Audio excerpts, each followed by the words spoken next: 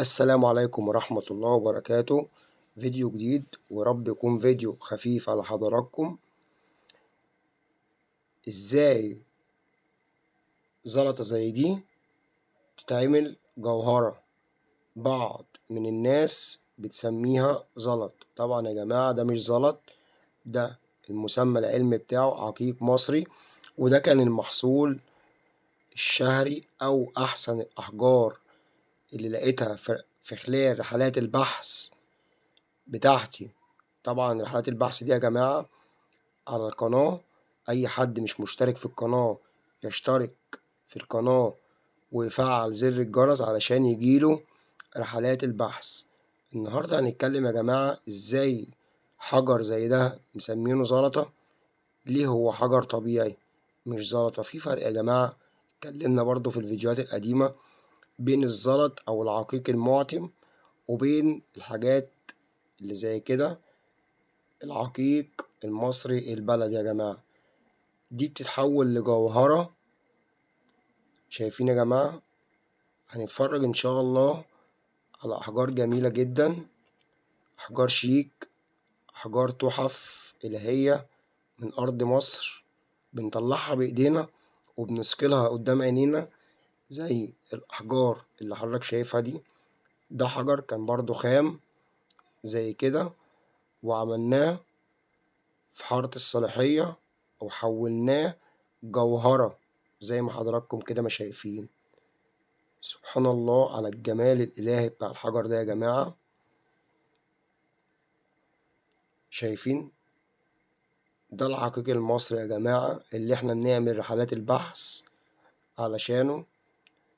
النهاردة إن شاء الله هنشوف الخامات اللي ليها قيمة تطلع منها فصوص زي اللي هعرضها لحضراتكم دلوقتي، وزي التحفة اللي انتوا شايفينها دي، والخامات اللي ما بتطلعش فصوص جميلة. بلاش نقول ملهاش قيمة، مش جميلة. عملنا فصوص وعملنا أحجار على وضعها من الأحجار اللي ليها قيمة، الأحجار الجميلة يعني. بصوا يا جماعة الأحجار أهي.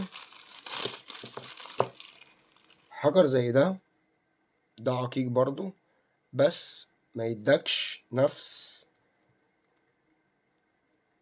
الجودة دي. شايفين الفص ده عامل ازاي؟ ما شاء الله، عقيق جذعي من أرض مصر. هي دي يا جماعة الحاجات أو الأحجار اللي احنا بنسعى نعلم الناس اللي هي ما تضيعش وقتها ومجهودها وتجيب الحاجات دي. ايه الفرق بين ده وبين ده؟ ده عقيق وده عقيق. العقيق ده اللي في ايد الشمال من الحاجات دي، تمام، او من الحاجات دي. طبعا العقيق ده بيطلع من الأحجار اللي هي دي، بتبقى رسمة أو عقيق بعين، تيجي تشقه تلاقي جواه القلب أبيض زي كده يا جماعة. عمر ما خامة زي دي تطلع لك جذع زي ده، لا طبعا. وده عقيق برضو، يعني ده عقيق وكل حاجة، ده عقيق وكل حاجة برضو، بس مش هيطلع لك نفس الكواليتي بتاع الفص ده ونفس الشكل، نفس التجزيع. بصوا يا جماعة التجزيعات اللي بتبقى زي كده في الحجر أو بصمات الحجر دي مهمة جدا، لازم تعرفها. شايفين؟ ده حجر خام برضو عقيق جذعي. شايفين يا جماعة؟ تحفة ما شاء الله.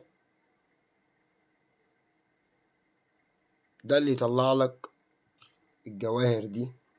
حجر زي ده، حجر زي ده، أو فص تحف معانا الحمد لله. عقيق مصري. شايفين يا جماعة؟ تحفة. ده مش فص، دي جوهرة. لما فص يجيلك كده أو حجر خام زي كده، ويطلع لك جواه الجوهرة دي، ما يتسماش حجر، يتسمى جوهرة. طبعا كلكم عارفين ان انا من عشاق العقيق المصري يا جماعة، بحب الأحجار جدا الحمد لله. ده برضو فص سليماني تحفة اهو، بس بالنسبة لي ده سليماني وده سليماني، أني أحسن؟ هسيب لحضراتكم الرأي. طبعا ده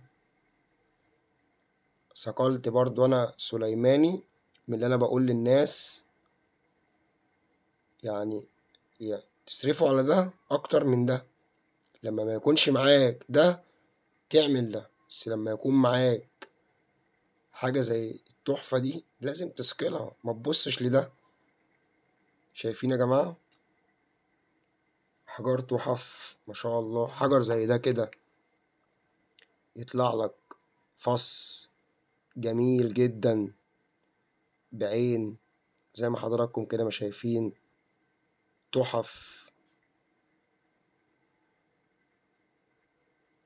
بنطلعها من أرض مصر. تخيل وانت بتبحث كده معايا انك تلاقي حجر زي ده كده، في عين اهي، في فك، رسمة فك من هنا كده. والمفاجأة بقى انك انت تلاقي فيه عينين جنب بعض زي كده. يبقى نزولك فعلا الصحراء او الجبل ليهم لازمة، ليهم قيمة. تضيع وقتك وتروح عشان تجيب حلويات زي دي، عشان يطلع لك فص خاتم كبير كده مثلا من هنا كده بعينين. طبعا الحجر ده لما يتسكل يا جماعة هيبقى دول هيتضموا شوية، هيتاكل من هنا شوية ويتاكل من هنا، ويبقى على قد فص خاتم أكبر من اللي أنا لابسه ده شوية، يتلبس على خاتم كبير، بس هيبقى تحفة طبعا. إن شاء الله هعرضه على حضراتكم بعد ما أعمله. وكمان القطعة دي يا جماعة، القطعة دي كانت عندي حجر خام زي أي حجر. كل الأحجار دي خام يا جماعة. إيه بعد الصقل بيبقى شكلها النهائي هو ده. شايفين؟ لما معاك تحفة زي دي في البيت، كفاية إن أنت معاك حجر طبيعي بالشكل ده على مكتب، على ترابيزة، محطوط، حاجة أنت بتحبها فعلا.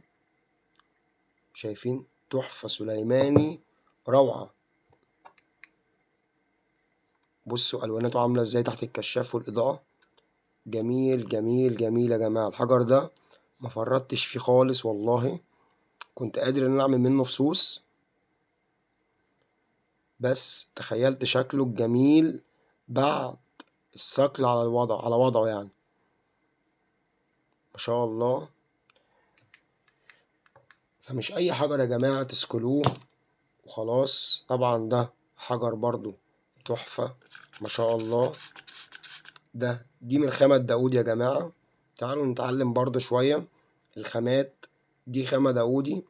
الداودي يا جماعة بيبقى أكترية الأحجار الداودي بعيون. الحجر الداودي بتلاقيه فيه زي عيون كده كتيرة، زي اللي حضراتكم شايفينه كده. دي خامة داودي بتبقى تحفة برضو يا جماعة. عندنا الخامة دي، الخامة دي جميلة أوي يا جماعة، عجباني جدا. فيها درجة شفافية ونفاذية للضوء عالية جدا. بصوا بصوا الكشاف ضارب فين، ضارب في الحجر وضارب في ايديا من هنا من جوه، من كتر الشفافية بتاعة الحجر. بصوا ما شاء الله يعني. من بعيد بصوا، ومن غير كشاف خالص، ده الحجر اهو زي ده كده يا جماعة.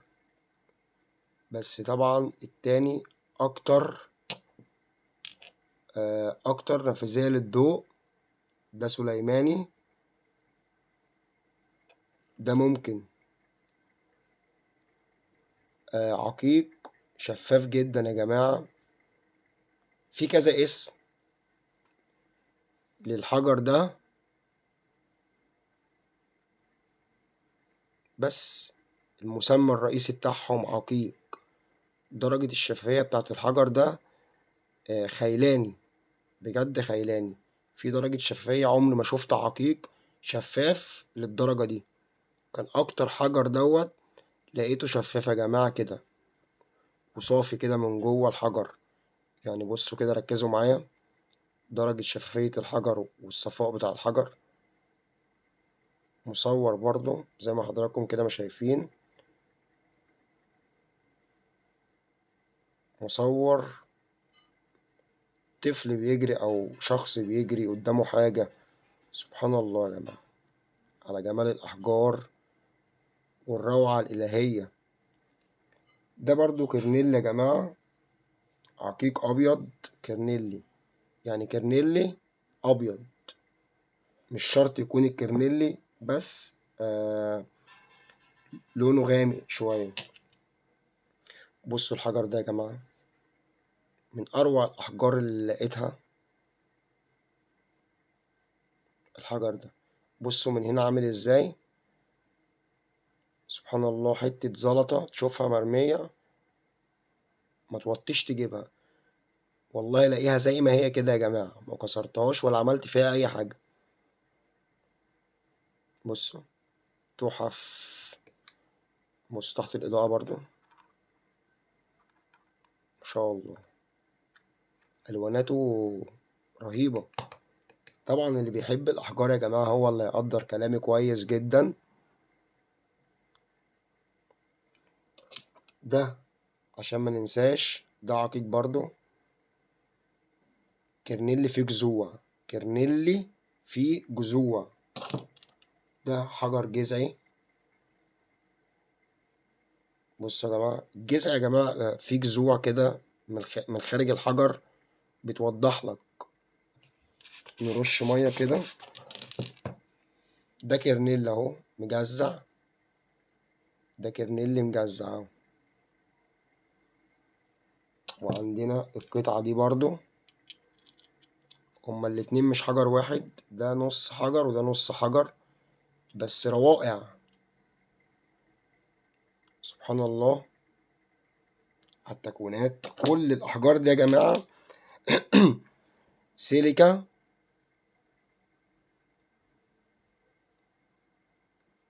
بتبقى متكونة من باطن الأرض.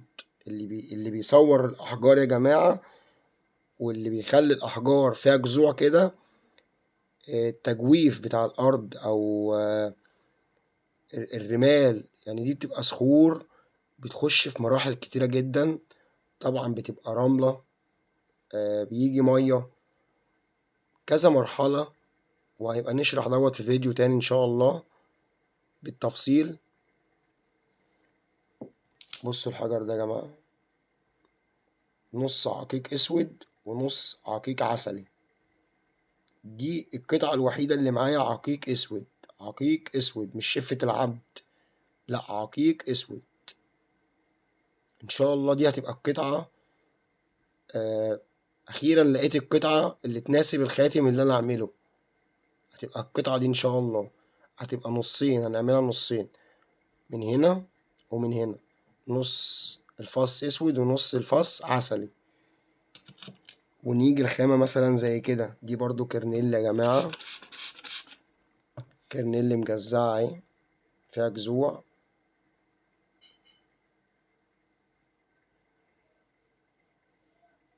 ده سليماني مجزع برضو. كان نفسي الاقي الحجر ده كامل كده يا جماعة، بس هيبقى زي ده كده، بس درجة شفافية ده أعلى من ده طبعا. وده حاجة وده حاجة، يعني ده مش هيديك الكواليتي بتاع ده، ده مش هيديك الكواليتي بتاع ده. لما تلاقي سليماني زي ده غير لما تلاقي سليماني زي ده، في فرق بين ده وبين ده. يا ريت نحفظ الشكل. الاتنين عقيق، الاتنين ملمس شمعي، بس ده هيديك خامة نهائية غير اللي هيديها لك ده. ده طبعا هيكون أفرس من ده بكتير. عندنا سليماني برضو زي ده، بس ده هيبقى روعة علشان الجذوع الألوانات اللي هتبقى فيه دي. عندنا كرنيلي برضو مصور تاني. كل الأحجار دي يا جماعة من رحلات البحث الأخيرة ليا. شايفين برضو كرنيلي مجزعة. في ناس بتقول على الكرنيلي المجزعة سليماني مجزع، بس طبعا ده غلط يا جماعة. في فرق بين الجذعي السليماني والجذعي الكرنيلي، في فرق. يا ريت نعرف كل حجر ونميز كويس جدا. الخامات بقى الكبيرة دي يا جماعة، ده النهاردة كده أنا بكلمكم فضفضة شوية. الخامات اللي بتبقى الكبيرة اللي زي دي كده، بس نرش عليها برضو مية شوية. دي اللي بيتعمل منها السبح، الخامات التحف دي، وينفع تقص فصوص طبعا. الخامات الكبيرة دي بيتعمل منها سبح تحفة، بتبقى مشكلة سليماني على جذعي على كرنيل مجزع على كرنيل سادة، بتبقى تحف يا جماعة بعد ما تتعمل